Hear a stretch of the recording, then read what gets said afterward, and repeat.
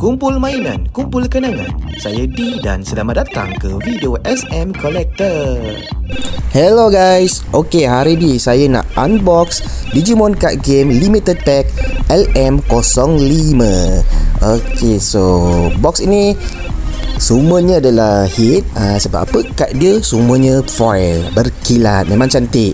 Okay, dan dia ada dua main hit, AA ataupun secret AA, alternate art. Okay, jom kita buka sekarang. Let's go.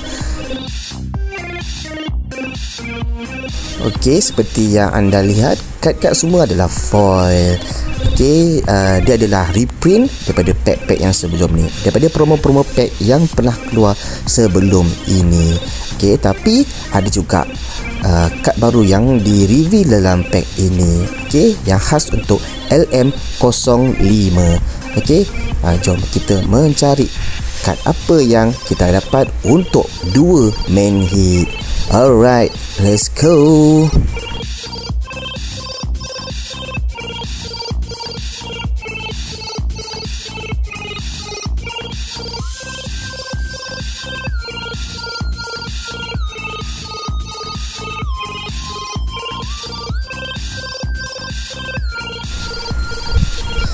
Okay, itu dia first main hit kita, Angel Woman Ace alternate art. Okay, daripada BT15, dia reprint balik dalam LM05. Cantik.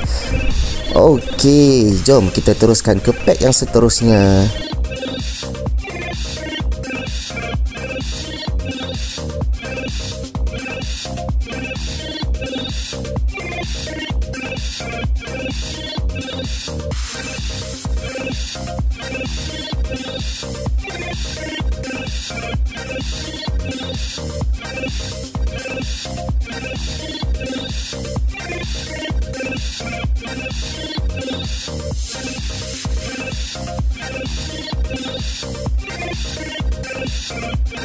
Okey, kita punya main hit yang kedua, Patamon SR alternate art daripada LM05. Okey, Patamon tu kalau nak beli dekat luar harga dia sangat-sangat mahal. So dia reprint dekat LM05 guys. Memang terbaik.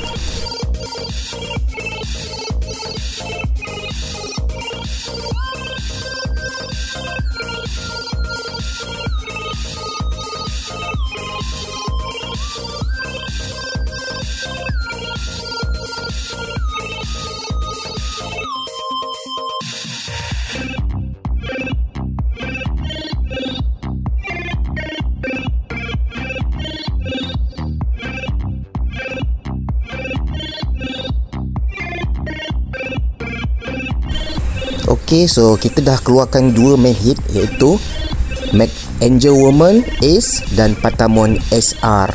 Okay, so sekarang ni kita buka saja semua pack yang ada lah. Okay, walaupun kita dah dapatkan, kita dah keluarkan kita punya dua main hit, dan kita buka saja semua yang ada. Sebab kad yang kita dapat ni semua kad yang foil. Okay, sebab dia adalah limited pack. Alright, last pack kita.